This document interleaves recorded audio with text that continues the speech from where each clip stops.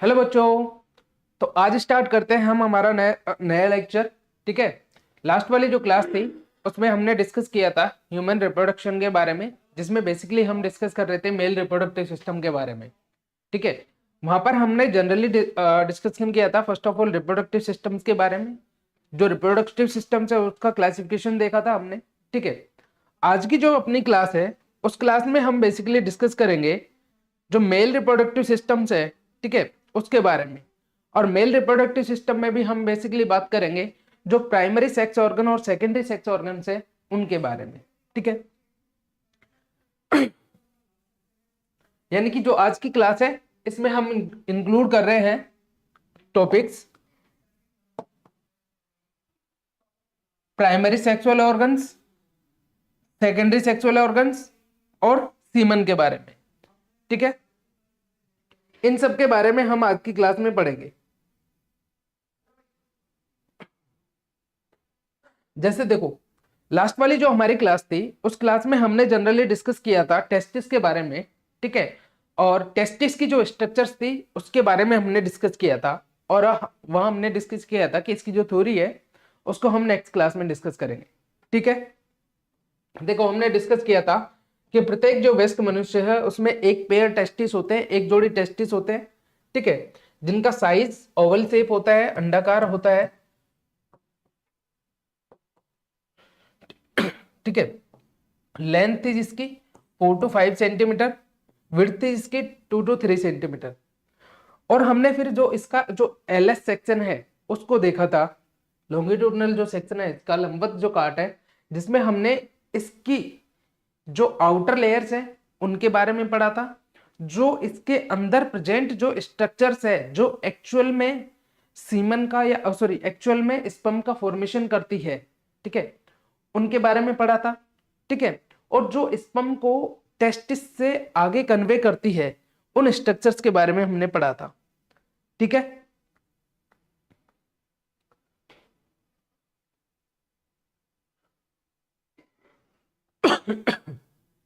देखो, first of all मैंने आपको यहां डिस्कस किया था कल वाली जो हमारे स्ट्रक्चर थी उसमें जो टेस्टिस की सबसे आउटर जो लेयर होती है, वृषण की सबसे आउटर जो लेयर होती है, जिसे हम कहते हैं टेस्टिकुलर वॉल या वृषण भित्ति। ठीक है। ये जो टेस्टिकुलर वॉल है वो 3 लेयर्स से बनी होती है। ठीक है। 3 स्तरों से मिलकर ये बनी होती है। सबसे भारी जो स्तर है उसको बोलते हैं tunica vaginalis.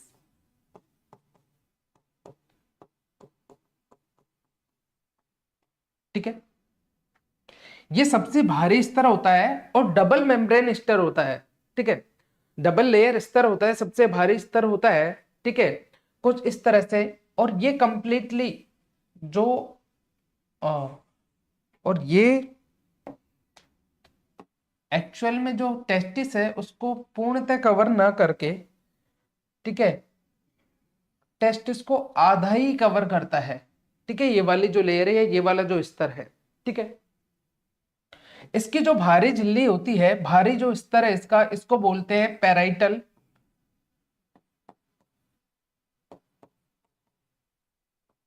Tunica vaginalis.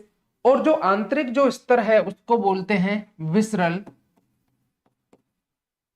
Tunica vaginalis. ठीक है। सेकंड जो लेयर है इसकी वो है tunica albuginea. Tunica albuginea. Actual में ये जो ट्यूनिका एल्बुजिनिया लेयर है, ठीक है, ये मिडिल लेयर होती है। व्हाइट फाइब्रस कनेक्टिव टिश्यू से बनी होती है, श्वेत तंतु में संयोजी ऊतक से बनी होती है। ये श्वेत तंतु में संयोजी ऊतक, संयोजी ऊतक से ये बनी होती है। ठीक है। सबसे इनर जो लेयर है उसका नाम है ट्यूनिका वेस्कुलोसा।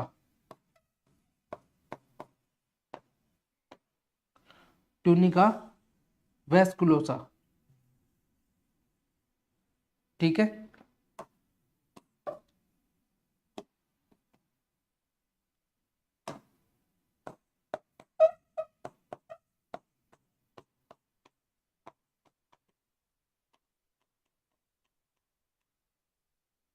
ये सबसे इनर लेयर है ट्यूनिका वेस्कुलोसा, ठीक है। ये एक्चुअल में जो टेस्टिकुलर लोब्स थे, जो वृषण पालिकाएं थी, ठीक है, उनके अंदर ये स्थित होती है या उनको ये आंतरिक रूप से आश्रित करती है। अब इसको वेस्कुलोसा क्यों बोलते हैं? क्योंकि इस स्तर के अंदर रक्त वाहिनियां उपस्थित होती हैं, ठीक है। इसलिए जो ये स्तर है वेस्कुलर लेयर होती है, ठीक है, संवहनीय स्तर होता है, इसलिए इसको वेस्कुलोसा बोलते हैं, ठीक है। तो ये हमने टेस्टिकुलर वॉल के बारे में डिस्कस किया। नेक्स्ट जो स्ट्रक्चर्स थी टेस्टिस के अंदर वो थी टेस्टिकुलर लोब, ठीक है, वृषण पालिकाएं, ठीक है। अब मैंने आपको बताया था कि ये जो वृषण पालिकाएं हैं इनका जो निर्माण है वो होता है ट्यूनिका एल्बुजिनिया, यानी कि एक्चुअल में जो ट्यूनिका एल्बुजिनिया है, ठीक है, वो अंतर्वलित होती है और अंतर्वलित होकर प्रत्येक वृषण को लगभग 250 चैम्बर्स में डिवाइड कर देती है, 250 लोब्स में डिवाइड कर देती है, जिनको कहते हैं टेस्टिकुलर लोब या वृषण पालिकाएं। और ये जो टेस्टिकुलर लोब है, ये जो वृषण पालिकाएं हैं, इनमें प्रत्येक वृषण पालिका में 1 से 3 अत्यधिक कुंडलित नलिकाएं उपस्थित होती हैं, जिनको कहते हैं शुक्रजनन नलिकाएं, ठीक है। 1 से 3 होगी, एक भी हो सकती है, 2 या 3, ठीक है, कुछ भी हो सकता है 1 से 3 में। थर्ड जो स्ट्रक्चर है वो है सेमिनिफेरस ट्यूब्यूल्स या शुक्रजनन नलिकाएं, जो अभी हम जस्ट डिस्कस कर रहे थे कि एक वृषण पालिका के अंदर 1 से 3 अत्यधिक कुंडलित संरचनाएं होती हैं, कुंडलित नलिकाएं होती हैं, जिन्हें हम कह रहे हैं शुक्रजनन नलिकाएं। प्रत्येक जो वृषण पालिका है उसमें 1 से 3 अत्यधिक कुंडलित शुक्रजनन नलिकाएं होती हैं, ठीक है। तो जैसे हम बात कर रहे थे कि भाई प्रत्येक वृषण में लगभग 250 वृषण पालिकाएं होती हैं, ठीक है, और प्रत्येक वृषण पालिका में लगभग 1 से 3 शुक्रजनन नलिका होती है, ठीक है। तो ओवरऑल जैसे अपन बात करके चले कि प्रत्येक वृषण पालिका में 3 शुक्रजनन नलिका होती है, तो इसके बेसिस पर एक जो वृषण होता है उसमें लगभग या उसमें ओवरऑल 750 शुक्रजनन नलिकाएं होती है, ठीक है, 750 शुक्रजनन नलिकाएं होती है। क्लियर? जो शुक्रजनन नलिकाएं हैं वो एक्चुअल में टेस्टिस की क्या होती है? फंक्शनल यूनिट होती है।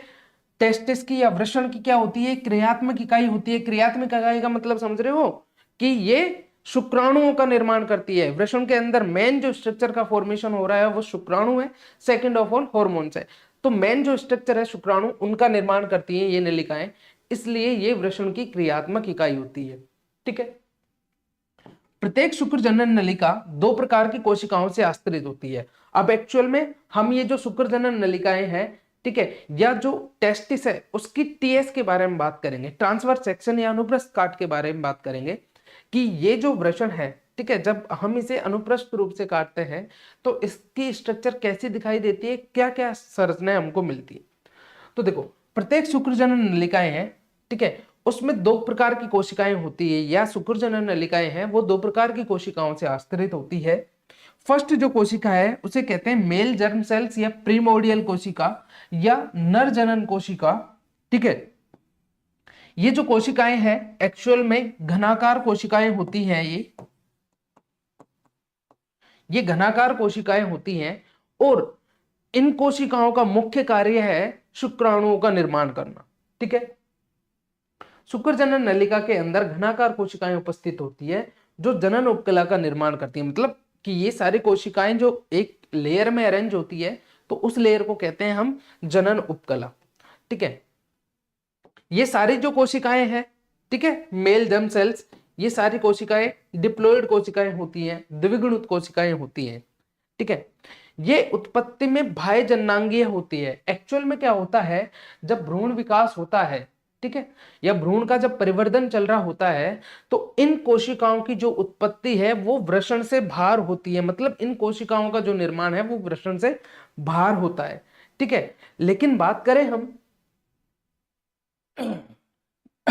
गर्भावस्था के 5th मंथ में ये जो कोशिकाएं हैं वो वृषण के अंदर स्थानांतरित हो जाती है, ठीक है। और ये जो कोशिकाएं हैं, ठीक है। इनका फॉर्मेशन एक्चुअल में जो एम्ब्रियो है, जो भ्रूण है, उसका जो पीतक कोश है, ठीक है, जो यॉर्क सैक है, ठीक है, उसकी मेसोडर्म सेल से होता है। ठीक है, यानी कि जो घनाकार उपकला कोशिकाएं हैं, ठीक है, उनका निर्माण जो भ्रूण है उसके यॉर्क सैक की मेसोडर्म सेल से होता है, और ये गर्भावस्था के 5th सप्ताह में जननांगों में यानी कि वृषण में ये क्या हो जाती है, स्थानांतरित हो जाती है। अब ये जो एक डायग्राम आपको दिख रहा है, ठीक है, ये ट्रांसफर सेक्शन है एक टेस्टिस की, और एक टेस्टिस में भी अगर अपन अगर बात करें तो एक वृषण पालिका की। ठीक है, जैसे ये कंप्लीटली एक वृषण पालिका है जिसके अंदर 1 2 3 तीन सेमिनिफेरस ट्यूब्यूल्स यहां पर शो की गई है। ठीक है, अब जैसे मैंने कल आपको बताया था कि ये जो सेमिनिफेरस ट्यूब्यूल्स है इसके बाहर का जो स्पेस है, ठीक है, उसे कहते हैं हम इंटरस्टिशियल स्पेस। ये जो स्पेस है इसको अंतराली अवकाश बोलते हैं, इंटरस्टिशियल स्पेस। इसमें कुछ विशिष्ट प्रकार की कोशिकाओं के समूह पाए जाते हैं, ठीक है, जिन्हें लेडिंग कोशिकाएं कहते हैं या इंटरस्टिशियल सेल्स कहते हैं। इनके अलावा कुछ इम्यूनोकॉम्पिटेंट सेल्स मिलती हैं, ठीक है, वो हम अभी डिस्कस करेंगे। जैसे देखो, सेकंड जो फर्स्ट जो सेल्स थी वो तो मेल जर्म सेल्स या प्रिमोडियल सेल्स होगी। सेकंड टाइप की जो सेल है वो होती है सर्टोली सेल या नर्स सेल या सस्टेंटाकुलर सेल। ठीक है, सर्टोली सेल या नर्स सेल्स या सस्टेंटाकुलर सेल। ठीक है, जो मेल जर्म सेल्स है उनका मेन फंक्शन था स्पर्म का प्रोडक्शन करना। ठीक है, जो सर्टोली सेल है इनका वैसे बेसिकली फंक्शन हम बात करें तो जो प्रोड्यूस होने वाले जो स्पर्म्स हैं, ठीक है, जो इमेच्योर स्पर्म्स है जिनको स्पर्मेटिड्स कहा जाता है, ठीक है, उन स्पर्म्स को ये क्या करता है, न्यूट्रिशन प्रोवाइड करता है। ठीक है, उन स्पर्म्स को पोषण प्रदान करता है। तो सेकंड जो सेल है वो है सर्टोली सेल या नर्स सेल या सस्टेंटाकुलर सेल। ये सेल शुक्रजनन नलिकाओं की जनन उपकला में उपस्थित होती है, और इनका जो शेप होता है वो होता है पिलर लाइक, स्तंभ के आकार की पिलर जैसी सेल्स होती हैं ये, इसलिए इनको बोलते हैं स्तंभाकार सेल। ठीक है, जैसे ये शुक्राणुओं को पोषण प्रदान कर रही थी, वैसे ही ये क्या करती है कि जो शुक्राणु कोई मृत हो जाता है निर्माण के दौरान, या कोई असामान्य शुक्राणु का निर्माण हो जाता है, तो उसको ये कोशिका अवशोषित कर लेती है, मतलब एटलीस्ट अपन कहे तो उसको ये कोशिका खा जाती है। ठीक है, तो ये मृत तथा असामान्य शुक्राणुओं का भक्षण करती है। ये जो सर्टोली कोशिकाएं हैं वो एक ब्लड टेस्टिस बैरियर का फॉर्मेशन करती है। ठीक है, और एक्चुअल में ये जो ब्लड टेस्टिस बैरियर है, जो ब्लड वृषण अवरोधक है, ठीक है, वो शुक्राणुओं को हमारे शरीर की प्रतिरक्षा तंत्र से बचाता है। क्योंकि देखो, हमारे शरीर की सारी जो कोशिकाएं हैं वो द्विगुणित कोशिकाएं होती है, एकमात्र शुक्राणु और फीमेल्स में अंडाणु को छोड़कर। ठीक है, अब हमारे शरीर की जब सारी कोशिकाएं द्विगुणित है तो हमारा जो प्रतिरक्षा तंत्र है वो हमारे शरीर की सारी कोशिकाओं को द्विगुणित कोशिका के रूप में जानता है। बस एकमात्र एक कोशिका, जैसे अपन बात करें शुक्राणु की, ठीक है, तो शुक्राणु अगुणित कोशिकाएं होती हैं, मतलब कि इसमें क्रोमोसोम का एक सेट मिलता है, 23 क्रोमोसोम्स होते हैं। तो अगर ये जो अगुणित कोशिका है ये हमारे प्रतिरक्षा तंत्र के संपर्क में आएगी, तो प्रतिरक्षा तंत्र जैसे ही इसे देखेगा तो इसे विदेशज या फॉरेन या कोई पैथोजन समझ लेगा, और पैथोजन समझ के इसको डिस्ट्रॉय कर देगा। ठीक है, तो उससे बचाने के लिए ये जो सेल्स है एक बैरियर का फॉर्मेशन करती हैं जिसे बोलते हैं हम ब्लड टेस्टिस बैरियर। ठीक है, ये भ्रूणीय अवस्था में एरोमेटेज एंजाइम का उत्पादन करती हैं। ठीक है, ये जो सर्टोली सेल्स है ये एम्ब्रियोनिक स्टेज में एरोमेटेज एंजाइम का उत्पादन करती है जो टेस्टोस्टेरोन को एस्ट्राडायोल में कन्वर्ट करता है, और ये जो एस्ट्राडायोल है वो शुक्राणुओं के सस्टेनेंस के लिए क्या होता है, आवश्यक होता है। ठीक है, नेक्स्ट हम बात करते हैं अब इनसे। देखो, जो सर्टोली सेल्स है, ठीक है, वो कौन कौन से इंग्रेडिएंट्स का प्रोडक्शन करती है। ठीक है, जैसे फर्स्ट है एबीपी, एंड्रोजन बाइंडिंग प्रोटीन। ठीक है, एक्चुअल में ये जो प्रोटीन है, ठीक है, वो सेमिनिफेरस ट्यूब्यूल्स में टेस्टोस्टेरोन हार्मोन्स की कंसंट्रेशन को इंक्रीज करती है। ठीक है, जब टेस्टोस्टेरोन की कंसंट्रेशन इंक्रीज होगी तो वहां पर टेस्टोस्टेरोन का अमाउंट बढ़ेगा, और जैसे ही सेमिनिफेरस ट्यूब्यूल्स में टेस्टोस्टेरोन का अमाउंट बढ़ेगा, ये टेस्टोस्टेरोन क्या करेगा, जो जर्मिनल एपिथेलियम थी, ठीक है, जो हम क्यूबोइडल सेल्स पढ़ रहे थे, घनाकार कोशिकाएं पढ़ रहे थे, उनको ये क्या करेगा, स्टिमुलेट करेगा। जैसे ही ये स्टिमुलेट होंगी तो ये जो जर्मिनल एपिथेलियम है, इसमें स्पर्मेटोजेनेसिस यानी शुक्र जनन की जो प्रोसेस है वो स्टार्ट हो जाएगी। ठीक है, सेकंड ये फॉर्मेशन करता है, ठीक है, ये सिक्रीट करता है एक हार्मोन का जिसे कहते हैं इनहिबिन। ठीक है, ये जो इनहिबिन है ये एंटीरियर पिट्यूटरी से स्रावित होने वाले एफएसएच हार्मोन को क्या करता है, इनहिबिट करता है। मतलब इनहिबिन हार्मोन अग्र पीयूष से स्रावित होने वाले एफएसएच हार्मोन को संदमित करता है, जिससे बॉडी में शुक्राणुओं की सांद्रता अधिक होने पर यह शुक्राणु जनन की प्रक्रिया को क्या कर देता है, धीमा। मतलब जैसे ही शरीर में शुक्राणुओं का काउंट बढ़ेगा, ठीक है, एक जो नॉर्मल रेंज होती है उससे जब एक्सेस या उससे अधिक काउंट जैसे ही शुक्राणुओं का बढ़ेगा, तो ये जो कोशिकाएं हैं वो इनहिबिन का सिक्रीशन करेंगी, और ये जो इनहिबिन है वो हमारी अग्र पीयूष से स्रावित होने वाले जो एफएसएच हार्मोन है उसको संदमित कर देगा। जब एफएसएच हार्मोन संदमित हो जाएगा, ठीक है, तो शुक्राणुओं का प्रोडक्शन धीरे क्या हो जाएगा, धीरे धीरे कम हो जाएगा। नेक्स्ट हम बात करते हैं, इनके अलावा ये सिक्रेट करती है एएमएफ एंटी मुलेरियन फैक्टर का या मुलेरियन इनहिबिटरी हार्मोन्स का। ठीक है, मुलेरियन संदमक हार्मोन का या एंटी मुलेरियन कारक का। ठीक है, एक्चुअल में ये जो मुलेरियन कारक है, ठीक है, ये मुलेरियन कारक जो एम्ब्रियो है उस एम्ब्रियो में जो फीमेल जेनेटल ऑर्गन्स हैं, जैसे कि अपन बात करें यूट्रस हो गया, फेलोपियन ट्यूब हो गई, ठीक है, ओवरी हो गई, इनके फॉर्मेशन को क्या करता है, ये स्टिमुलेट करता है। तो ये एंटी मुलेरियन फैक्टर या मुलेरियन इनहिबिटरी हार्मोन्स का क्या करती है, सिक्रीशन करती है, जो भ्रूणीय अवस्था में मुलेरियन डक्ट को क्या कर देती है, इनहिबिट कर देती है, संदमित कर देती है, जिससे ना तो गर्भाशय का निर्माण होता है, ना अंडवाहिनी, ना योनि का निर्माण होता है। ठीक है, इसके अलावा ये सिक्रीट करती है, देखो, सर्टोली सेल्स से एफएसएच के प्रभाव में कुछ ऐसे कारक भी स्रावित होते हैं जो शुक्र जनन की प्रक्रिया में सहायक होते हैं। ठीक है, तो ये तो इससे सिक्रीट होने वाले जो इंग्रेडिएंट्स हैं, ठीक है, वो हैं।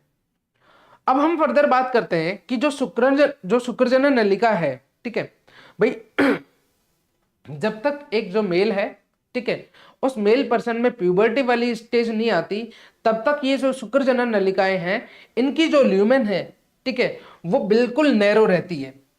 यानी कि ये जो शुक्रजनन नलिका है ये इसकी गुहा है या ल्यूमेन है, ठीक है, ये प्यूबर्टी वाली स्टेज की बात है। जब प्यूबर्टी नहीं आती तो इसकी जो ल्यूमेन है वो बिल्कुल नैरो रहती है। जब ल्यूमेन नैरो होने का मतलब क्या है कि यहां पर टेस्टोस्टेरोन जब बनेगा नहीं, तब तक टेस्टोस्टेरोन नहीं बनेगा जब तक इसकी जो ल्यूमेन है वो डायलेट नहीं होगी, उसका साइज है वो इंक्रीज नहीं होगा। ठीक है, एक जो वृषण पालिका है उसमें शुक्रजनन नलिकाओं के मध्य उपस्थित अंतराल को कहते हैं अंतरावकाश, अंतराली अवकाश। ठीक है, जैसे ये जो डायग्राम है इसमें आपको दिखाई दे रहा है कि इसके मध्य ये जो स्पेस बच रहा है, ये जो शुक्रजनन नलिकाएं हैं इसके मध्य ये जो स्पेस उपस्थित है इनको अंतराली अवकाश कहते हैं, इंटरस्टिशियल स्पेस बोलते हैं। ठीक है, अंतराली जो स्थान है या अंतराली अवकाश है उसमें ब्लड वेसल्स, अंतराली कोशिकाएं जिन्हें लेडिंग सेल्स भी कहते हैं, तथा अन्य इम्यूनोलॉजिकल या इम्यूनो कॉम्पिटेंट सेल्स होती हैं जो एक्चुअल में मैक्रोफेजेस सेल्स होती है। ठीक है, जैसे देखो ये कुछ विशिष्ट कोशिकाएं हैं, ये कोशिकाओं के समूह है जिसे हम कह रहे हैं लेडिंग कोशिकाएं। ठीक है, इनके अलावा इसमें कुछ अन्य विशिष्ट प्रकार की इम्यूनो कॉम्पिटेंट सेल्स होती हैं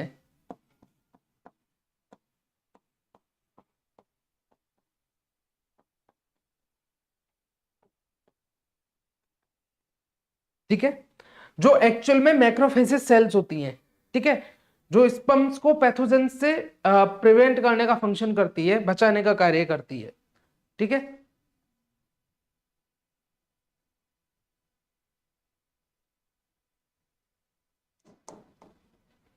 अब हम फर्दर बात करते हैं लेडिंग कोशिकाओं के बारे में, लेडिंग सेल्स के बारे में, या इंटरस्टिशियल जो सेल्स है उनके बारे में। ठीक है, एक्चुअल में क्या होता है कि जब हमने एंडोक्राइन सिस्टम पढ़ा था तो मैंने आपको वहां बताया था कि अगर जो पीयूष ग्रंथि है उससे एक हार्मोन सिक्रेट होता है जिसे हम कहते हैं ल्यूटिनाइजिंग हार्मोन या एलएच हार्मोन।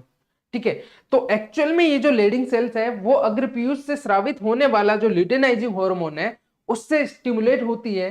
ठीक है, या हम इनडायरेक्टली या डायरेक्टली कह सकते हैं कि अग्र पीयूष से स्रावित होने वाला जो एलएच हार्मोन है वो इन लेडिंग कोशिकाओं को क्या करता है, उत्तेजित करता है, जिससे ये कोशिकाएं एंड्रोजन्स यानी कि टेस्टोस्टेरोन और डाइहाइड्रोटेस्टोस्टेरोन दो हार्मोन्स का क्या करती है, ये सिक्रेशन करती है। ठीक है, एक्चुअल में ये जो टेस्टोस्टेरोन और डाइहाइड्रोटेस्टोस्टेरोन है, ठीक है, जैसे ही क्या करेगी, देखो ये इंटरस्टिशियल स्पेस में प्रेजेंट है। ठीक है, ये एक शुक्रजनन नलिका, एक इस तरह से शुक्रजनन नलिका होती है, यहां पर ये प्रेजेंट है, ये लेडिंग कोशिकाएं हैं। ठीक है, तो देखो ये जो लेडिंग कोशिकाएं हैं, ठीक है, ये एलएच हार्मोन से क्या होंगे, स्टिमुलेट होंगी, और स्टिमुलेट होकर ये एंड्रोजन्स यानी कि टेस्टोस्टेरोन और डाइहाइड्रोटेस्टोस्टेरोन हार्मोन का सिक्रेशन करेंगी। ये हार्मोन्स विसरित होकर जाएंगे कहां पर, शुक्रजनन नलिकाओं।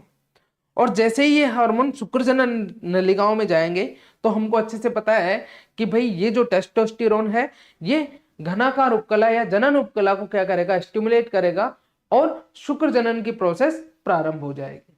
ठीक है, इसके प्रभाव से देखो, जब हम बात करें, जैसे मैंने आपको बताया था कि एक्चुअल में जो वृषण है, ठीक है, इनका निर्माण उदर गुहा में होता है। ठीक है, लेकिन गर्भावस्था के 7 मंथ में जब टेस्टोस्टेरोन हार्मोन बनता है तो टेस्टोस्टेरोन हार्मोन के प्रभाव में ये जो वृषण है वो उदर गुहा से खिसक कर नीचे वृषण कोष में आ जाते हैं।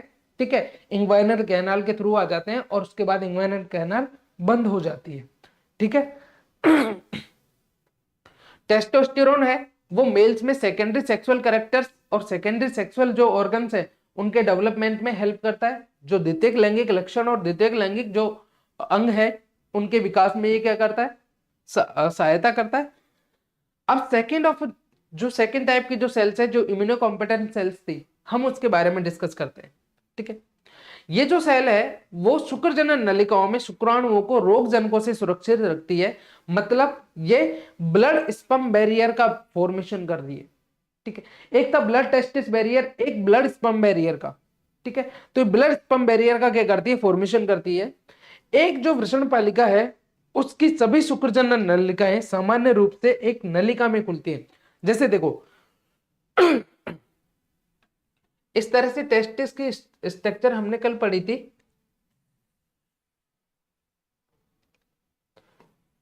इस तरह से टेस्टिस की स्ट्रक्चर पढ़ी थी जिसमें हमने इस तरह से ये कंपार्टमेंट देखे थे, हम जिन्हें वृषण पालिकाएं कहते हैं।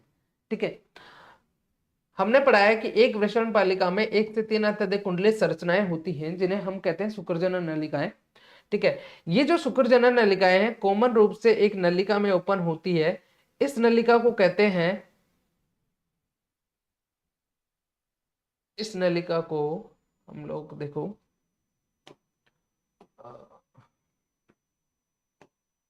इस नलिका को हम कहते हैं ट्यूब्यूली रेक्टी। ये स्ट्रेट ट्यूब्यूल होती है, सीधी नलिका होती है जो वृषण जालक में जाकर खुल जाती है, ओपन होती है। शुक्रजनन नलिका सामान्य रूप से एक नलिका में खुलती है जिसे कहते हैं ट्यूब्यूली रेक्टी। ये जो ट्यूब्यूली रेक्टी एक जालनुमा संरचना में खुलती है जिसे हम कहते हैं वृषण जालक या रेटेटेस्टिस। वृषण जालक या रेटेटेस्टिस। ठीक है, देखो ये स्ट्रक्चर हमने देखी। ठीक है, अब हम फर्दर देखते हैं, ये तो थी प्राथमिक जो संरचना है। ठीक है, ये प्राथमिक जो जननांग है उसके बारे में, क्योंकि इसकी जो डायग्राम था उसको मैं आपको पहले कल वाली क्लास में समझा चुका था। ठीक है, अब हम बात करते हैं सेकेंडरी सेक्सुअल ऑर्गन्स की। और हमने जो सेकेंडरी सेक्स ऑर्गन्स हैं इनको फर्दर 3 कैटेगरी में डिवाइड किया था। फर्स्ट ऑफ ऑल था duct system, second of all था एसेसरी ग्लैंड्स,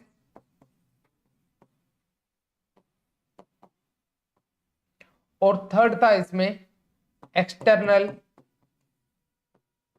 जेनेटिलिया। ठीक है, डक्ट सिस्टम को हिंदी में नलिका तंत्र बोलते हैं। ठीक है, अब हम बात करते हैं कि इस डक्ट सिस्टम में कौन कौन सी संरचनाएं सम्मिलित होती हैं। ठीक है, तो देखो अभी हमने जस्ट पढ़ा है कि जो शुक्रजनन नलिकाएं हैं वो कॉमन रूप से एक सीधी ट्यूब्यूल्स में एक सीधी नलिका में ओपन होती है जिसे कहते हैं हम ट्यूबुली रेक्टी। ये जो ट्यूबुली रेक्टी है नलिकाओं के बने एक जाल में एक नेटवर्क में जाके ये ओपन होती है जिसे कहते हैं हम रेटेटेस्टिस। तो ये जो डक्ट सिस्टम है वो प्रारंभ होता है रेटेटेस्टिस से। ठीक है, रेटेटेस्टिस से अराइज होती है 15 to 20 फाइन ट्यूबुल्स जिन्हें हम कहते हैं वासा इफ्रेंसिया। ठीक है, ये वासा इफ्रेंसिया ओपन होती है हाईली कोइल्ड स्ट्रक्चर में जिसे हम कहते हैं एपिडिडाइमिस, जो कि टेस्टिस की जो पोस्टीरियर सरफेस है उस पर प्रेजेंट होता है। ये जो एपिडिडाइमिस है आगे ये कंटिन्यू रहता है वास्ट डिफरेंस में। वास्ट डिफरेंस जो सेमिनल वेसिकल है उसकी डक्ट के साथ फ्यूज होकर बनाती है इजैकुलेटरी डक्ट। ठीक है, और फाइनली ये जो इजैकुलेटरी डक्ट है वो यूरिथ्रा में ओपन हो जाती है और ये यूरिथ्रा यूरिथ्रल मीटस के थ्रू बॉडी से बाहर ओपन हो जाता है। तो ये जो पूरा जो पाथ पड़ा है, पूरी जो हमने स्ट्रक्चर पढ़ी है, ठीक है, ये स्ट्रक्चर डक्ट सिस्टम में इंक्लूड होती है या डक्ट सिस्टम का फॉर्मेशन करती है।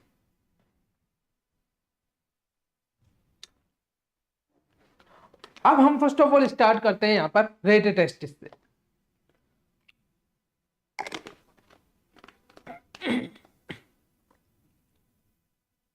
ठीक है, देखो ये जो रेटेटेस्टिस है एक ट्यूबुलर नेटवर्क होता है, ट्यूबुल्स का बना एक नेटवर्क होता है।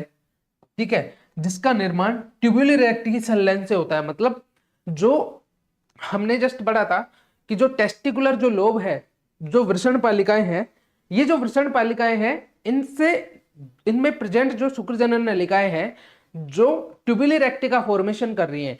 तो सभी जो पिंड हैं उनकी जो ट्यूबुलर रेक्टी है वो मिलकर क्या करती है, एक ट्यूबुलर नेटवर्क का फॉर्मेशन करती है जिसे कहते हैं हम लोग रेटेटेस्टिस।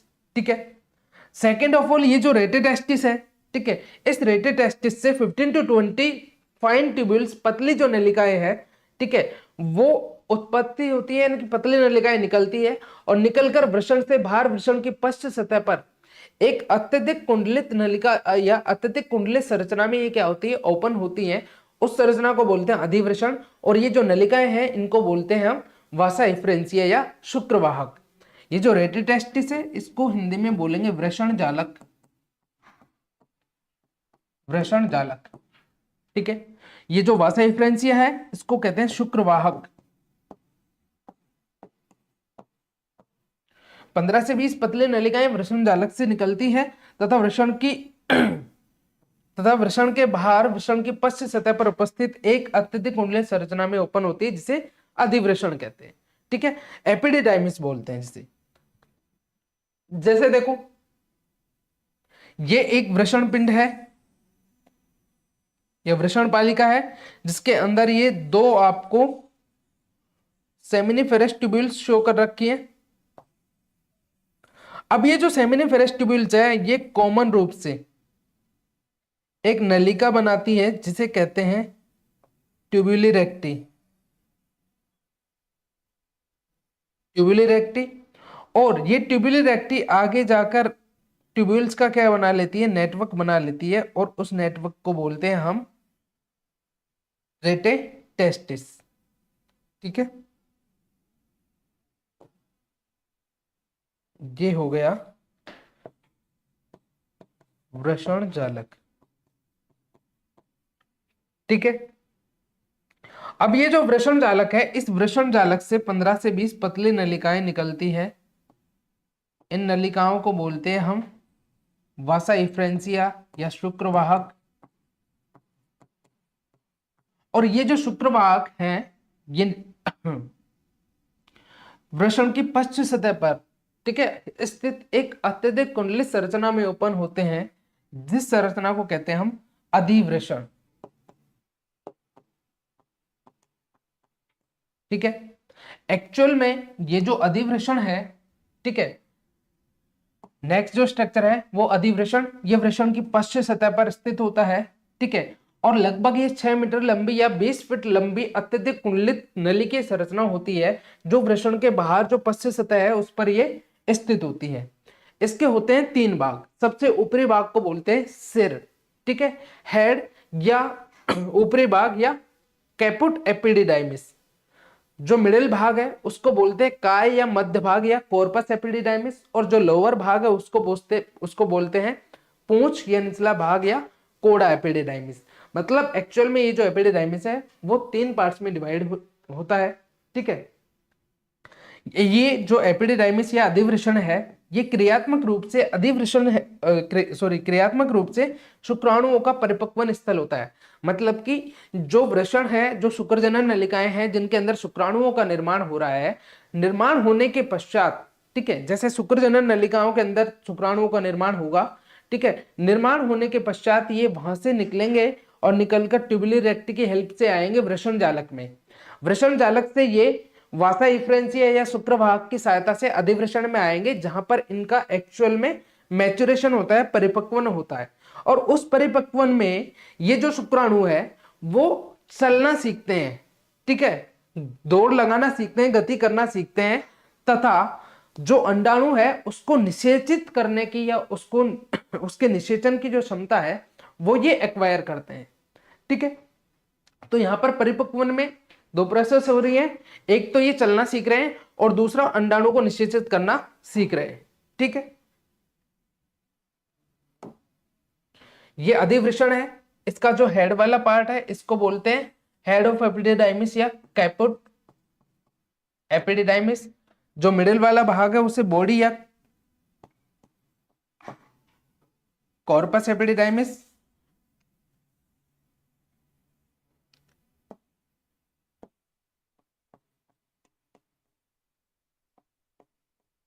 कॉर्पस एपिडिडाइमिस, और जो लोअर भाग है, ठीक है, उसको टेल या कोडा एपिडिडाइमिस बोलते हैं, कोडा एपिडिडाइमिस बोलते हैं।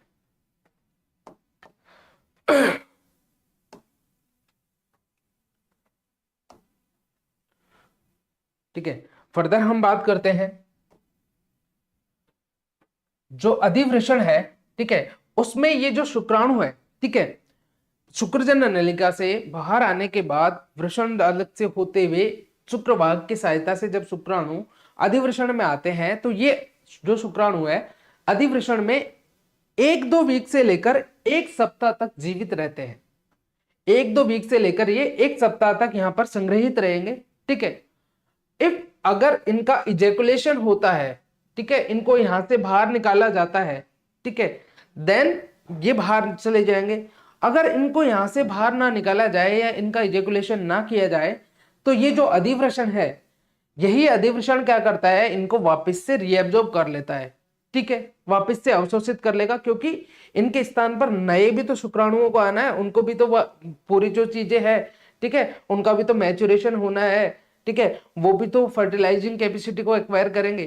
ठीक है, जो अधिवृषण है, ठीक है, अनेक संदमक प्रोटीन्स का प्रोडक्शन करता है, जो शुक्राणुओं की फाइनल जो मोटिलिटी है, अंतिम जो गतिशीलता है, उसको बनाए रखता है।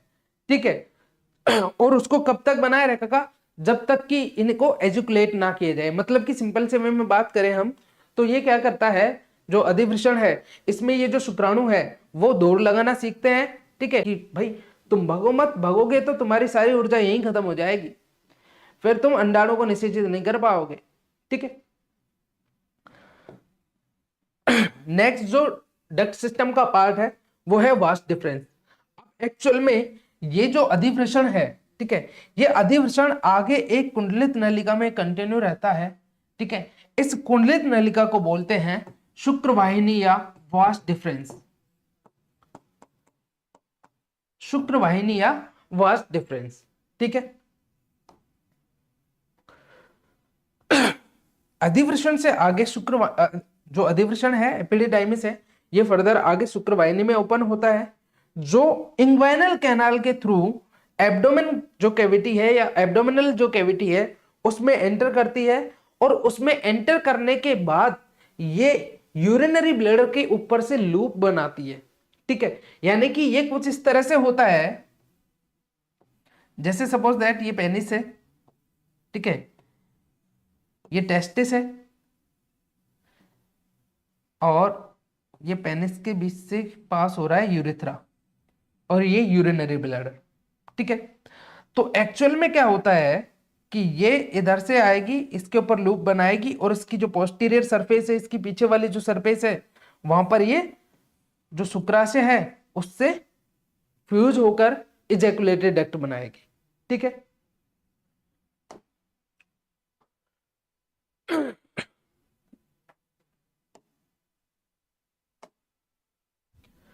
प्रोस्टेट ग्रंथि में प्रवेश करने से पूर्व जो शुक्रवाहिनी है, ठीक है, उसका जो सिरा है वो फूलकर एम्पुला का फॉर्मेशन करता है, ठीक है। जैसे डायग्राम होगा इसमें, हाँ ये रहा, देखो ये टेस्टिस है, ये वृषण है, ये अधिवृषण हुआ, यहां से ये शुक्रवाहिनी निकल रही है, और ये शुक्रवाहिनी मूत्राशय के चारों ओर एक लूप बना रही है, और लूप बनाकर इसकी जो पोस्टीरियर लोअर सरफेस है वहां पर आकर, ठीक है, इसकी जो पोस्टीरियर लोअर सरफेस है वो यहां पर आकर एक फूले हुए भाग का निर्माण करती है, और ये जो फूला हुआ भाग है इसको बोलते हैं एम्पुला। और ये जो एम्पुला है, इस एम्पुला में एक्चुअल में इजैकुलेशन से पहले जो स्पर्म्स है वो कुछ टाइम के लिए इस एम्पुला में स्टोर होते हैं, ठीक है। लेकिन इसमें स्पर्म्स कब स्टोर होंगे? जब कोएटस की जो प्रोसेस चलेगी, मैथुन की जो प्रोसेस चलेगी या संभोग क्रिया चलेगी उस टाइम पर, ठीक है। ये जो शुक्रवाहिनी है, आगे शुक्राशय की जो डक्ट है, शुक्राशय की जो नलिका है, ये शुक्राशय नलिका है, शुक्राशयी नलिका, ये आगे शुक्राशय की नलिका के साथ मिलती है, ठीक है, और मिलकर एक कॉमन डक्ट का फॉर्मेशन करती है जिसे कहते हैं हम इजैकुलेटरी डक्ट या स्खलन नलिका, स्खलन नलिका, ठीक है।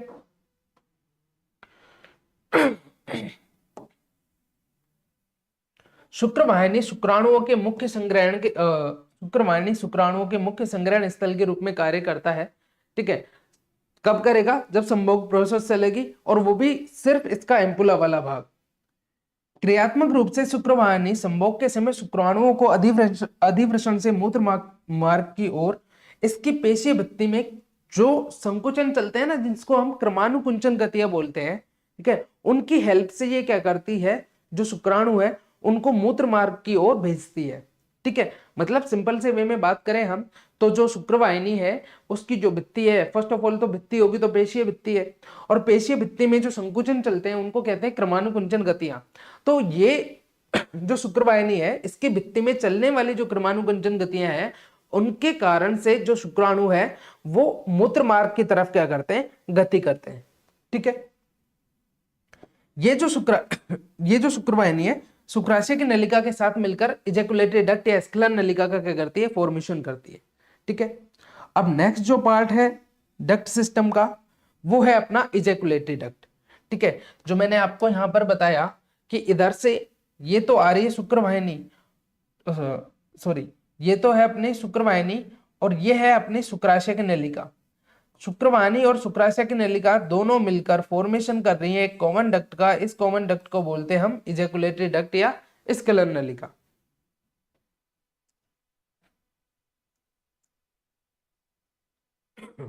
ठीक है। नेक्स्ट जो डक्ट सिस्टम का पार्ट है वो है यूरेथ्रा, ठीक है। इसको बोलते हैं मूत्रो या मूत्र मार्ग या मूत्रोजनन मार्ग बोलते हैं, क्योंकि ये मूत्र के उत्सर्जन के साथ साथ जनन की प्रक्रिया में भी क्या करता है, पार्टिसिपेट करता है, ठीक है।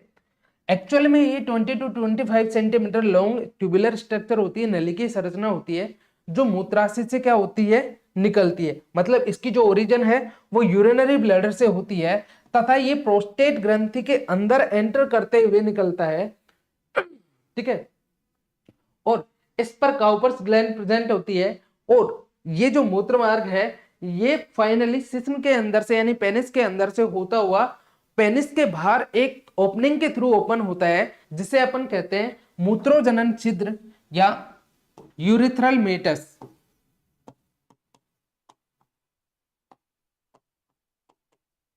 यूरिथ्रल मेटस, ठीक है। ये जो यूरिथ्रा है इसके एक्चुअल में 3 पार्ट्स होते हैं, या इसको 3 पार्ट्स में डिवाइड किया गया है। फर्स्ट जो पार्ट है उसको बोलते हैं प्रोस्थेटिक यूरिथ्रा। ये यूरिथ्रा का वो पार्ट होता है जो प्रोस्टेट ग्लैंड्स के अंदर प्रेजेंट होता है। जो प्रोस्टेट ग्रंथि है उसके अंदर से जो गुजर रहा है, ठीक है, उस भाग को कहते हैं हम प्रोस्थेटिक यूरिथ्रा। जो मेम्ब्रेनस यूरिथ्रा है, ठीक है, जो इसका सेकेंड पार्ट है, ठीक है, वो पार्ट होता है जिसमें काउपर्स ग्लैंड्स या जो बल्बो यूरिथ्रल ग्लैंड्स है वो प्रेजेंट होती है। थर्ड जो पार्ट है इसका वो है पिनाइल यूरिथ्रा, ठीक है। ये यूरिथ्रा का वो भाग है जो पेनिस में या सिसन में प्रेजेंट होता है, ठीक है। मतलब सिंपल से वे में कहें तो ये यूरिथ्रा का सबसे लंबा भाग होता है, ठीक है। तो ये आपको समझ में आया यूरिथ्रा क्या है, ठीक है, कौन कौन से इसके पार्ट है और इसके किस किस पार्ट में कौन कौन सी संरचना प्रेजेंट होती है, ठीक है। जैसे देखो ये आपको डायग्राम दिख रहा है यूरिथ्रा का, ठीक है। देखो ये तो है यूरिनरी ब्लैडर, ठीक है। ये वाला जो पार्ट है, ठीक है, इतना सा, ये है प्रोस्थेटिक यूरेथ्रा और ये है प्रोस्टेट ग्लैंड। ये प्रोस्टेट ग्लैंड है। एक्चुअल में जो प्रोस्टेट ग्लैंड है, ठीक है, हम आगे पढ़ेंगे, अखरोट के आकार की ग्लैंड होती है। इसका वो भाग जिसमें बल्बो यूरेथ्रल ग्रंथि या काउपर्स ग्रंथि, काउपर्स ग्लैंड प्रेजेंट होती है, उस भाग को कहते हैं हम मेम्ब्रेनस यूरिथ्रा। और इसका वो भाग जो पेनिस के अंदर से पास होता है, पेनिस के अंदर से गुजरता है, ठीक है, उस भाग को कहते हैं हम पिनाइल यूरिथ्रा। ये इसका सबसे लॉन्ग पार्ट होता है, सबसे लंबा भाग होता है, ठीक है। ये जो यूरिथ्रा है, ठीक है, वो शिश्न के अग्रभाग पर एक छिद्र की सहायता से ओपन होता है। उस छिद्र को कहते हैं यूरिथ्रल मेटस या मूत्रोजनन छिद्र, ठीक है। ये हुआ यूरिथ्रा के बारे में। अब नेक्स्ट हम डिस्कस करते हैं, ठीक है, जो ग्लैंड्स है उनको हम लास्ट में डिस्कस करेंगे। उससे पहले हम जो एक्सटर्नल जेनेटिलिया है, जो बाह्य जननांग है, उसके बारे में डिस्कस करते हैं, ठीक है। और एक्सटर्नल जेनेटिलिया होता है पेनिस या सिस्न, ठीक है। जैसे हम डिस्कस कर रहे हैं, ये मेल्स का एक्सटर्नल जेनेटिलिया होता है, नर का बाह्य जननांग होता है। ये सिलेंड्रिकल, मस्कुलर तथा कोपुलेटरी ऑर्गन होता है, ठीक है। यानी कि इसकी जो संरचना है, ठीक है, जब हम इसकी संरचना देखते हैं तो इसकी संरचना बेलनाकार होती है, ठीक है। ये मस्कुलर स्ट्रक्चर है, मसल से बना होता है, और ये मैथुनांग है, मतलब कि ये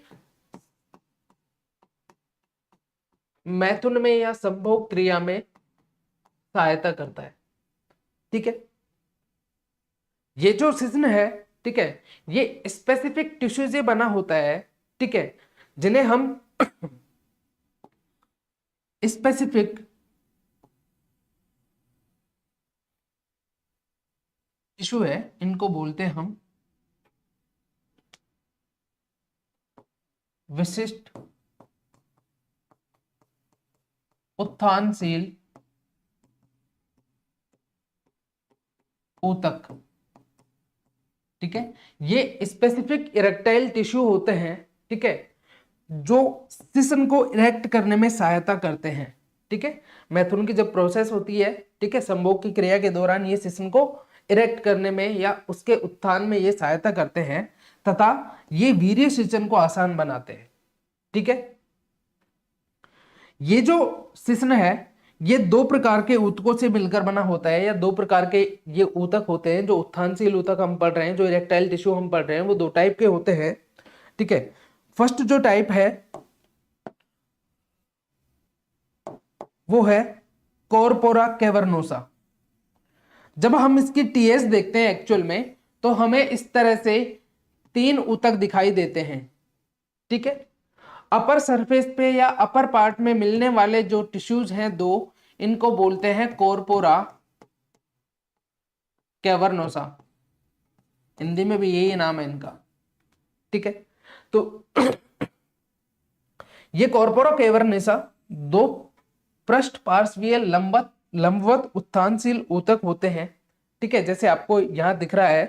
ठीक है, और इस डायग्राम में आपको दिख रहा है अच्छे से कि ये जो दो टिश्यू आपको दिख रहे हैं, एक तो ये और एक ये दोनों टिश्यू होते हैं कॉर्पोरा कैवर्नोसा।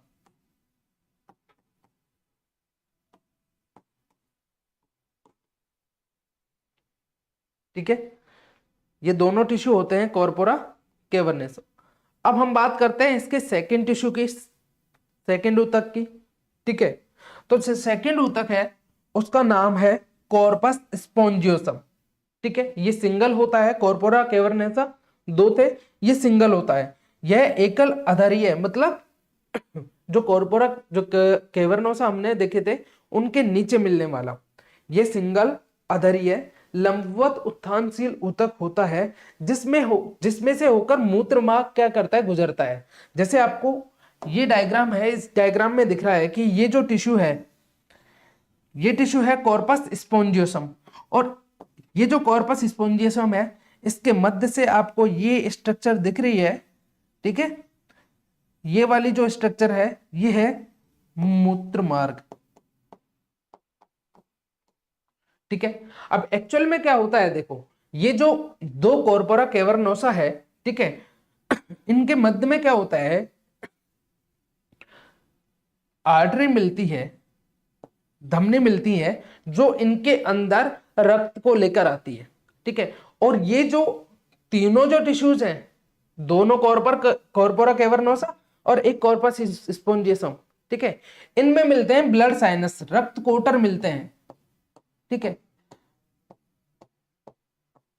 तो जब जो पेनिस है, शिश्न है, जब वो इरेक्टाइल कंडीशन में आता है, ठीक है, उत्थानशील वाली जो स्थिति में आता है, उस स्थिति में क्या होता है कि जो हमारा जो ब्लड है, ठीक है, जो सर्कुलेटरी सिस्टम है, उस सर्कुलेटरी सिस्टम में नाइट्रोजन सिग्नल चलते हैं। नाइट्रोजन सिग्नल मतलब जो नाइट्रिक ऑक्साइड है, ठीक है, वो क्या करती है, पास होती है, और वो नाइट्रिक ऑक्साइड आती है इन ब्लड साइनसेस में, और ये जो ब्लड साइनस है और यहाँ प्रेजेंट जो आर्टरीज या जो ब्लड वेसल्स है उनको डायलेट कर देती है, ताकि ज्यादा अमाउंट में ब्लड इनकी तरफ आए।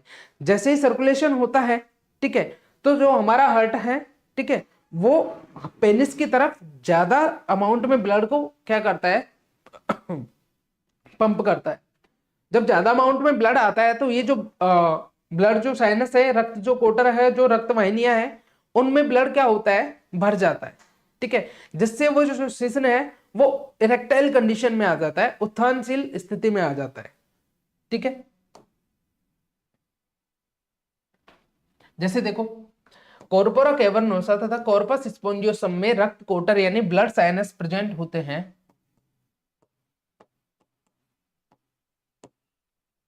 ठीक है, टिश्यूज के मध्य में, यानी ये जो टिश्यूज के दोनों बंडल हैं उनके मध्य एक श्वेत तंतु में संयोजी ऊतक का आवरण मिलता है, जो इनको क्या करता है, सॉरी क्या करता है, कवर करके रखता है। ठीक है, जैसे ये देखो, ये आपको एक कवरिंग मिल रही होगी, ठीक है, जो इनको आवृत करके रख रही है, इस कवरिंग को बोलते हैं ट्यूनिका, एल्बोजीनिया,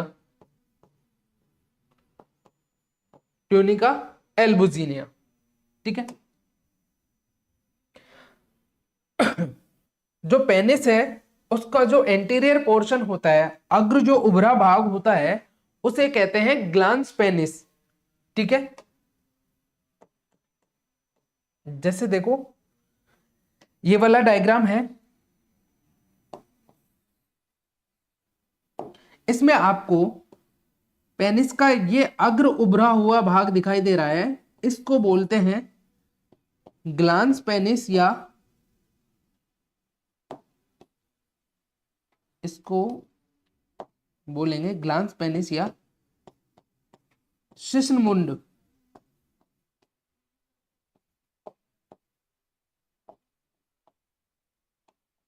इसको ग्लांस पेनिस या शिश्नमुंड कहते हैं।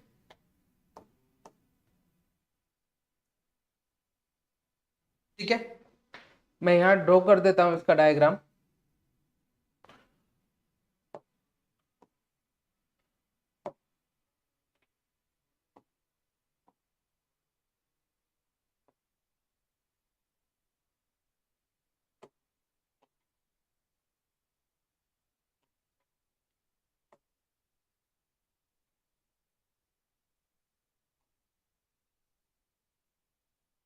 ठीक है। तो ये जो पेनिस है, इसका जो अग्र उभरा हुआ फूला हुआ भाग है, इसको बोलते हैं ग्लांस पेनिस या शिश्नमुंड। ये जो शिश्नमुंड है त्वचा के एक ढीले वलन द्वारा क्या रहता है, आवृत रहता है। ठीक है, इस तरह से। इस त्वचा के ढीले वलन को कहते हैं प्रीप्यूस या शिश्नाच्छद या फोर स्किन। ठीक है। ये जो प्रीप्यूस या जो फोर स्किन है, ठीक है, जिस जगह से ये अटैच होती है, ठीक है, या इसका जो संधि स्थल होता है, जिस जगह से ये अटैच होती है, उस जगह पर कुछ ग्लैंड्स पाई जाती हैं, कुछ ग्रंथियां पाई जाती हैं, जिनको बोलते हैं glands of Tyson. Glands of Tyson यानी कि टाइसन की ग्लैंड्स। ठीक है। ये जो टाइसन की ग्लैंड्स है, इनसे एक गंध युक्त श्वेत पदार्थ का स्रावण होता है। ठीक है, जिसको बोलते हैं स्मैग्मा, जिसको बोलते हैं स्मैग्मा। ठीक है। और ये जो स्मैग्मा है, ठीक है, ये ग्लांस पेनिस को लुब्रिकेशन प्रोवाइड करता है। नॉर्मल कंडीशंस में ये जो स्मैग्मा है, ग्लांस पेनिस या जो शिश्नमुंड है, ठीक है, उसे लुब्रिकेशन प्रोवाइड करता है, या हम कह सकते हैं उसे चिकना बनाए रखता है। ठीक है।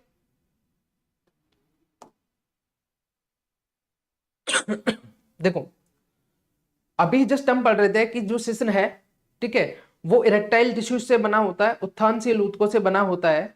और जो शिश्न है उसमें उत्थान वाली जो प्रोसेस है, इरेक्शन वाली जो प्रोसेस है, वो इंसेमिनेशन के लिए मस्ट रिक्वायर्ड है। यानी कि सिंपल से वे में कह सकते हैं कि वो जो इरेक्टाइल जो प्रोसेस है, इरेक्शन की जो प्रोसेस है, ठीक है, जब तक इरेक्शन की प्रोसेस नहीं होगी या जब तक पेनिस इरेक्ट नहीं होगा, तब तक इंसेमिनेशन नहीं होगा।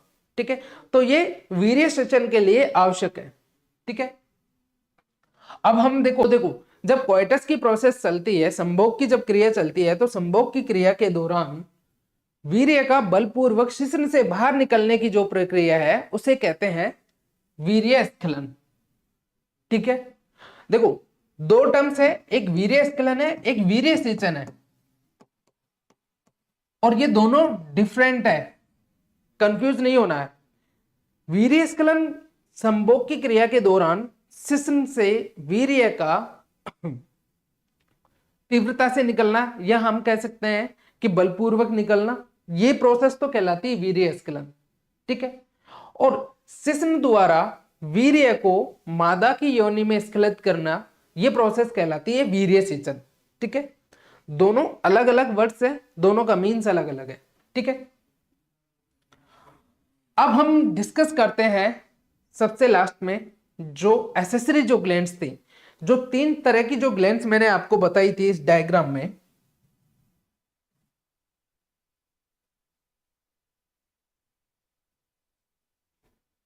ठीक है, देखो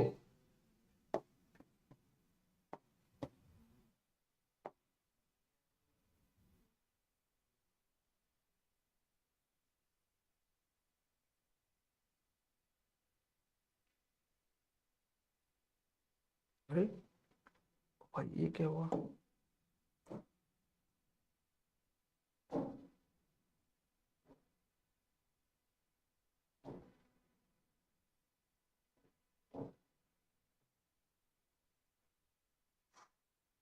डायग्राम का है, जैसे दूसरे डायग्राम में देखते हैं।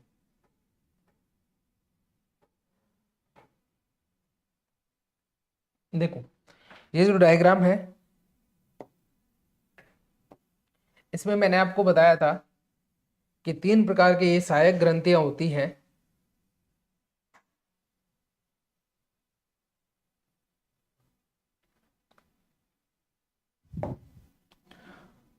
ये वाली जो ग्लैंड्स थी इसको बोल रहे थे हम प्रोस्टेट ग्रंथि, ठीक है। ये वाली जो ग्रंथि है, ठीक है, इस ग्रंथि के मध्य इधर प्रेजेंट ये जो शुक्राशय है, इसकी नलिका, और जो शुक्रवाहिनी है, ये दोनों मिलकर जो कॉमन डक्ट बना रही थी उसे कह रहे थे हम स्खलन नलिका,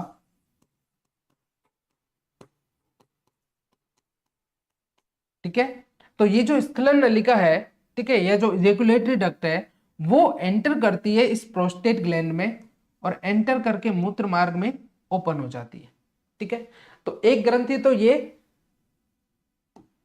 शुक्राशय, सेमाइनल वेसिकल बोलते हैं इसे, ठीक है। सेकंड प्रोस्टेट, और थर्ड ये बल्बोयूरेथ्रल,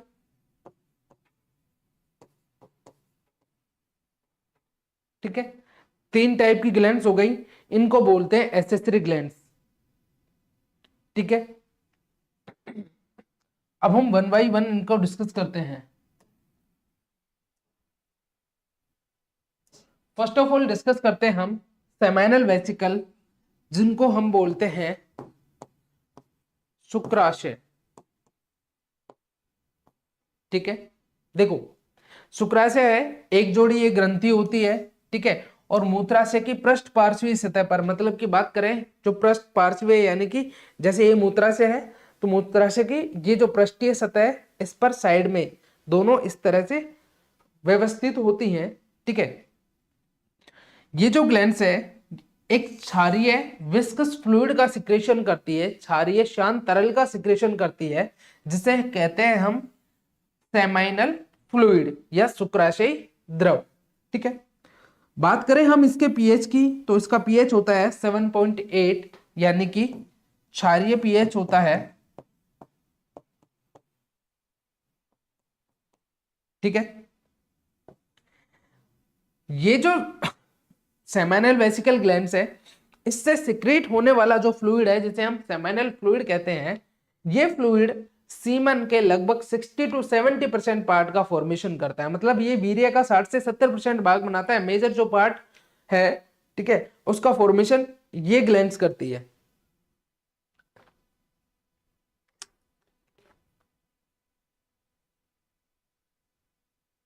ठीक है।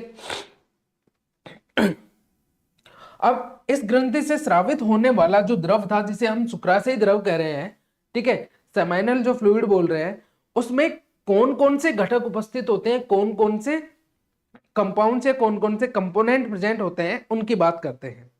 इसमें प्रेजेंट होता है फ्रक्टोज, ठीक है। फ्रक्टोज का फंक्शन क्या है, तो ये जो फ्रक्टोज है, ठीक है, ये स्पर्म्स को पोषण प्रदान करेगा, तो हम कह सकते हैं कि ये स्पर्म्स के लिए एक तरह से फ्यूल का फंक्शन कर रहा है, ईंधन का फंक्शन कर रहा है, ठीक है। सेकंड इस फ्रक्टोज का फंक्शन क्या है, तो ये जो फ्रक्टोज है, ठीक है, जैसे आप जनरली सुनते हो न्यूज में रेप केसेस की जो न्यूज आप सुनते हो या देखते हो, ठीक है, तो रेप केसेस में जो रेप की जो पुष्टि की जाती है, ठीक है, वो फीमेल्स की जेनिटल ट्रैक्ट में यानी वेजाइना में इस फ्रक्टोज शुगर की प्रेजेंस से ही की जाती है। ठीक है, तो ये रेप केसेस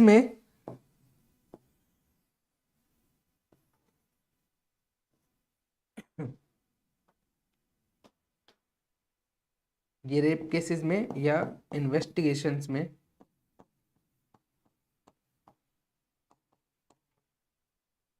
फोरेंसिक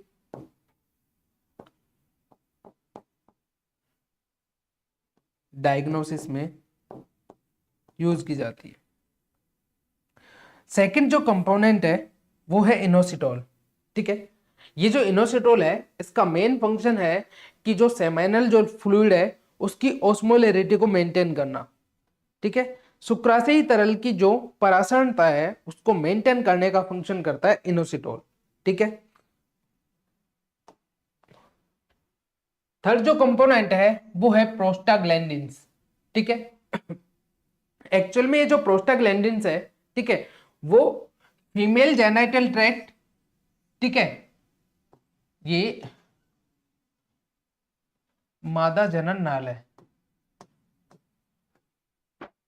या नाल, ठीक है, ये जनन नाल ना लिखकर आप इसको सिर्फ योनि लिख लो।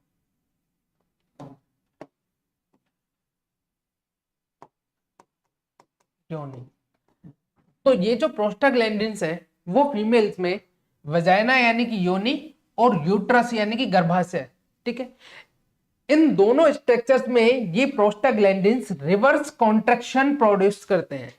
रिवर्स कॉन्ट्रैक्शन का मतलब क्या हो गया कि जैसे ही इंसेमिनेशन होता है, वीर्य जैसे ही स्खलित होता है योनि में, ठीक है, तो रिवर्स कॉन्ट्रैक्शन प्रोड्यूस करती है, जिसकी वजह से क्या होता है, जो क्रमानुकुंचन है वो उल्टे चलते हैं ताकि जो स्पर्म्स है वो जल्दी से जो फैलोपियन ट्यूब है उसमें पहुंचे।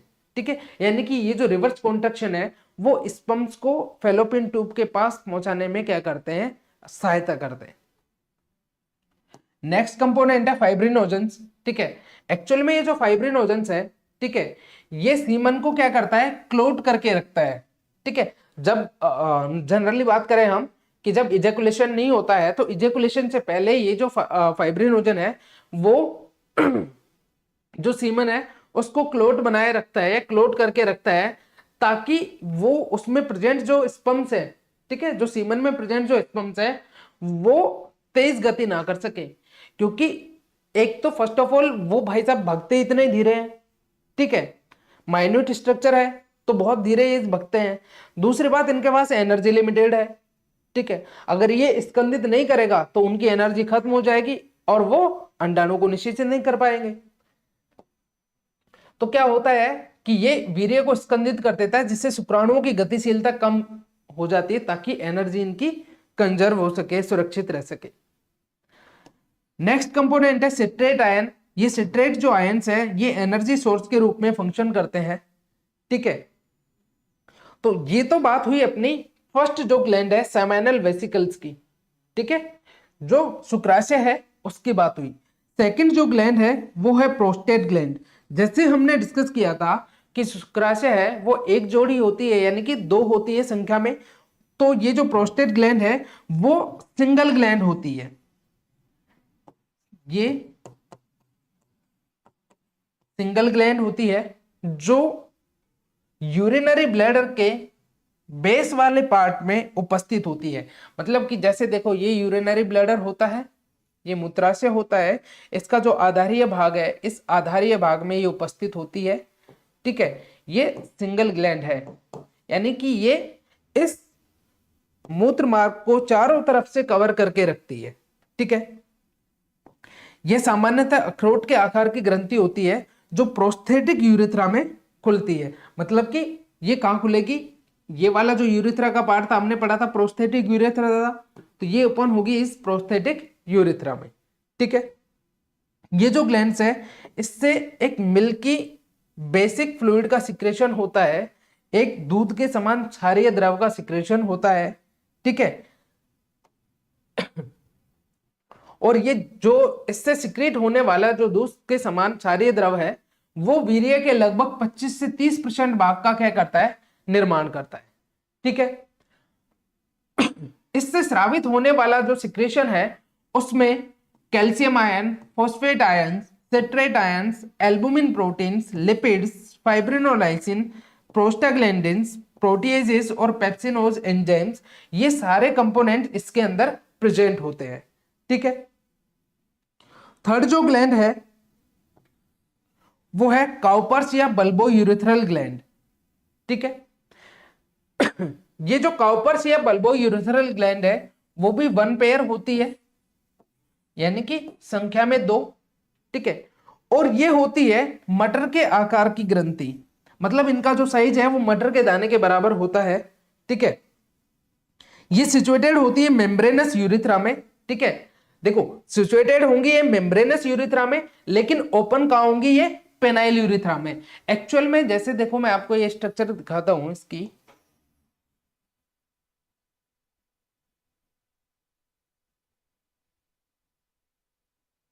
ठीक है, इस तरह से। और यहां पर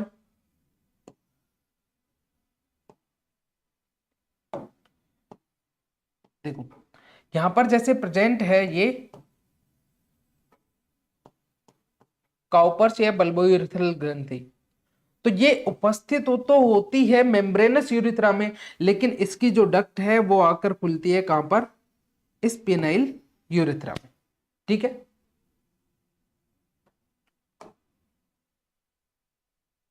इससे सिक्रेट होने वाला जो द्रव है वो क्षारीय होता है, श्यान होता है और पारदर्शी होता है। ठीक है। इससे सिक्रेट होने वाला जो सिक्रेशन है, ठीक है, वो मूत्र मार्ग तथा योनि की जो एसिडिटी है, जो अम्लता है, उसको न्यूट्रलाइज कर देता है, उदासीन कर देता है, ताकि जो वीर्य में आने वाले जो शुक्राणु है, ठीक है, वो मूत्र में उपस्थित एसिड से क्या रह सके, सुरक्षित रह सके। ठीक है। देखो एपिडिडाइमिस यानी कि अधिवृषण, शुक्रवाहिनी, शुक्राशय, प्रोस्टेट ग्रंथि, ठीक है, इनसे सिक्रेट होने वाला जो सिक्रेशन है वो शुक्राणुओं के परिपक्वन तथा गतिशीलता के लिए आवश्यक होता है। यानी इनसे सिक्रेट होने वाले जो सिक्रेशन है वो शुक्राणुओं का परिपक्वन भी करते हैं और उनकी गतिशीलता के लिए भी ये आवश्यक होते हैं। नर सहायक ग्रंथियों तथा नलिकाओं का जो कार्य है, ठीक है, उस कार्य को मेंटेन किया जाता है वृषण हार्मोन्स के द्वारा। ठीक है। यानी कि जो टेस्टोस्टेरोन है उसके द्वारा इन सारी नलिकाएं और ग्रंथियां हैं, इनके कार्य को क्या किया जाता है, कंट्रोल किया जाता है या मेंटेन किया जाता है। ठीक है। अब हम आज की क्लास का लास्ट जो टॉपिक है वो डिस्कस करते हैं, सीमन या वीर्य। ठीक है। सीमन या वीर्य होता क्या है, तो देखो जो अभी हमने 3 प्रकार की जो ग्रंथियां पढ़ी है, ठीक है, बल्बोयूरेथ्रल ग्रंथि, प्रोस्टेट ग्रंथि और शुक्राशय ग्रंथि, इन तीनों ग्रंथियों का स्राव और जो शुक्राणु है इनको सामान्य रूप से कहते हैं वीर्य। ठीक है। तो सहायक ग्रंथि स्राव प्लस शुक्राणु इज इक्वल टू वीर्य या सीमन। ठीक है। ये जो सीमन है वो व्हाइट रंग का क्षारीय तथा श्यान द्रव होता है। ठीक है, विस्कस फ्लूइड होता है जिसकी पीएच होती है 7.2 टू 7.4, मतलब ये हल्की क्षारीय प्रकृति का होता है। ठीक है। अगर हम बात करें इसकी क्वांटिटी की, इसकी मात्रा की बात करें, ठीक है, तो एक बार इजेकुलेशन में लगभग 2 to 3 ml सीमन इजेकुलेट होता है। एक बार इजेकुलेशन में 2 to 3 ml सीमन इजेकुलेट होते हैं। और अगर हम बात करें ये जो सीमन है इसके अंदर स्पर्म्स की, ठीक है, तो 1 ml सीमन में लगभग 100 मिलियन स्पर्म्स प्रेजेंट होते हैं। ठीक है। 1 मिलियन वीर्य में लगभग 1 ml वीर्य में लगभग 100 मिलियन शुक्राणु उपस्थित होते हैं। ठीक है। तो ओवरऑल बात करें कि एक इजैकुलेशन में कितने स्पर्म्स हो जाएंगे, 200 टू 300 मिलियन स्पर्म। ठीक है। अब ये जो एक स्खलन में 200 से 300 मिलियन जो शुक्राणु स्खलित हो रहे हैं, ठीक है, जो निकल रहे हैं, ठीक है। इनकी अगर बात करें हम, तो नॉर्मल फर्टिलिटी के लिए ये जो 200 से 300 मिलियन जो शुक्राणु है, ठीक है, इनका लगभग 60% जो भाग है, ठीक है, वो तीव्र गतिशील और सामान्य आकार और आकृति का होना चाहिए। मतलब कि ये जो एक बार इजेकुलेशन में 200 से 300 मिलियन जो शुक्राणु निकल रहे हैं, इनका लगभग 60% पार्ट या इनमें से लगभग 60% जो शुक्राणु है, ठीक है, वो सामान्य आकार आकृति के तथा तीव्र गतिशील होने चाहिए।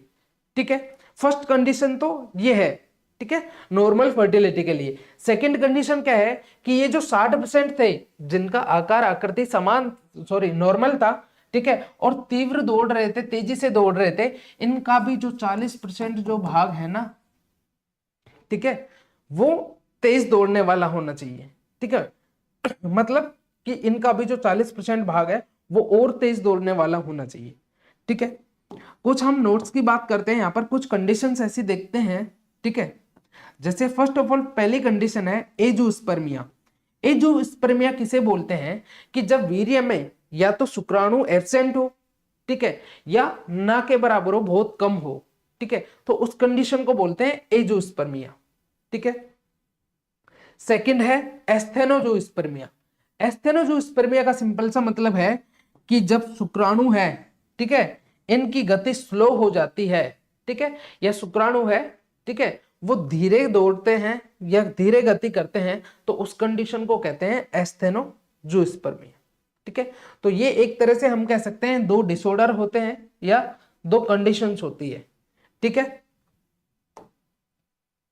अब लास्ट में हम देखते हैं कि ये जो वीर्य है, ठीक है, या जो शुक्राणु है, ठीक है, जिनका निर्माण वृषण में हो रहा है, ठीक है, वो किस पथ से गुजरते हैं, ठीक है, यानी किस रास्ते से, जहां पर इसका निर्माण हो रहा है वहां से, और ये सिस्टम के द्वारा जब बाहर इजेकुलेट हो रहे हैं वहां तक ये किस मार्ग से गुजरते हैं, यानी कौन कौन से स्ट्रक्चर्स है, कौन कौन से ऑर्गन्स है जिनसे ये गुजरते हैं।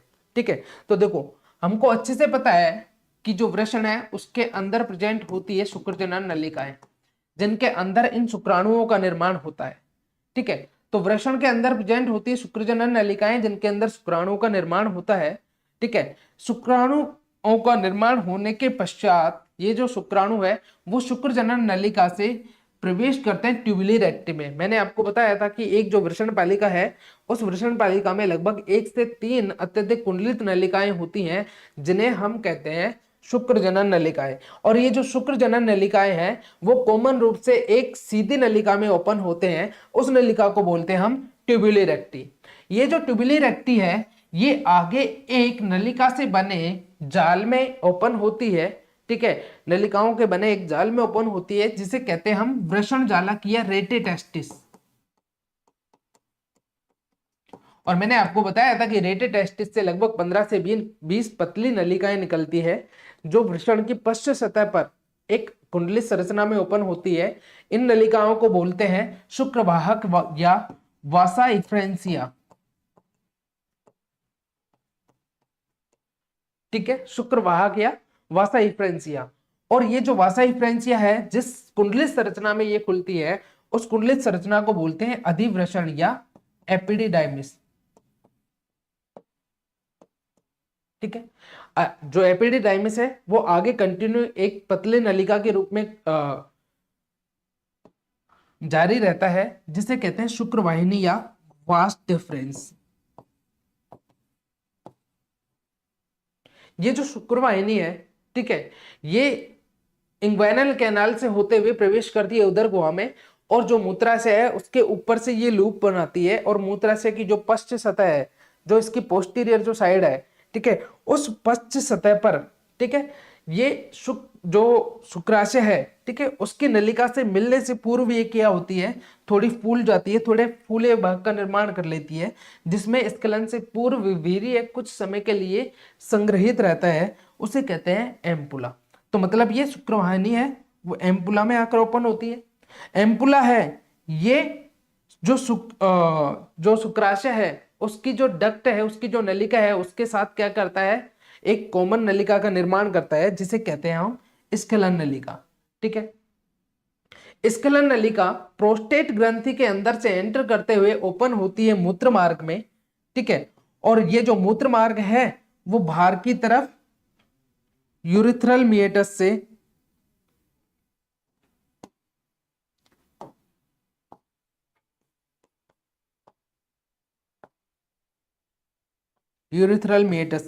बाहर की तरफ ओपन हो जाता है।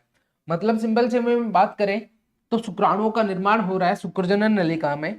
यहाँ पर निर्माण होने के बाद यहाँ से शुक्राणु चलते हैं, ट्यूबिली रेक्ट की हेल्प से जाते हैं ये रेटेटेस्टिस में, और रेटेटेस्टिस से ये वासा इफ्रेंसिया की सहायता से ये एंटर कर जाते हैं एपिडिडाइमिस में। एपिडिडाइमिस से होते हुए ये चले जाते हैं कहाँ पर, शुक्रवाहिनी या वास डिफरेंस में, और शुक्रवाहिनी या वास डिफरेंस से ये एम्पुला से होते हुए इजैकुलेटरी डक्ट में प्रवेश करते हैं, ठीक है। और इजैकुलेटरी डक्ट फाइनली इनको मूत्र मार्ग में छोड़ देती है, और मूत्र मार्ग से होते हुए ये जो मूत्रोजनन छिद्र है, जो यूरेथ्रल मेटस है, उससे होते हुए ये बाहर स्खलित हो जाते हैं, ठीक है।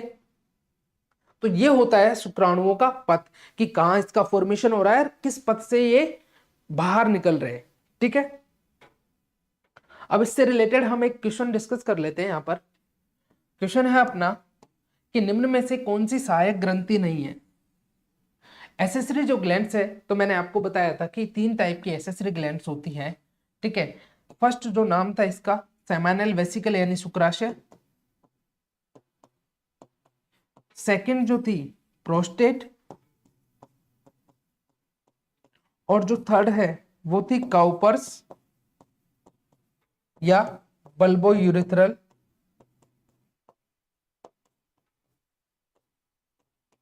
ठीक है। तो इनमें से वृक्क है, ये होती नहीं है एक्चुअल में सहायक ग्रंथि। वृक्क को तो हमने अंतःस्रावी ग्रंथि में पढ़ा था, और वो भी वृक्क का अधिवृक्क वाला भाग, ठीक है। ये कोई ग्रंथि होती नहीं है, तो अपना आंसर हो जाएगा बी, ठीक है। तो आज की जो क्लास है उस क्लास में हमने बेसिकली डिस्कस कर लिया जो मेल रिप्रोडक्टिव सिस्टम है, जिसमें फर्स्ट ऑफ ऑल डिस्कस किया हमने जो प्राइमरी सेक्स ऑर्गन है टेस्टिस है, ठीक है, और सेकेंडरी सेक्स ऑर्गन है, ठीक है, जिसमें हम 3 टाइप की स्ट्रक्चर्स इंक्लूड करते हैं। डक्ट सिस्टम हो गया, एसेसरी ग्लैंड्स हो गई, और एक्सटर्नल जेनिटलिया हो गया, ठीक है। अब जो कल की हमारी क्लास है उसमें हम स्टार्ट करेंगे फीमेल रिप्रोडक्टिव सिस्टम, ठीक है। तो इससे रिलेटेड सारे क्वेश्चंस आप लगा लीजिए, ठीक है, और एनसीईआरटी को कंटिन्यू बढ़ते रहिए, ठीक है। बाकी मिलते हैं हम नेक्स्ट क्लास में, बाय।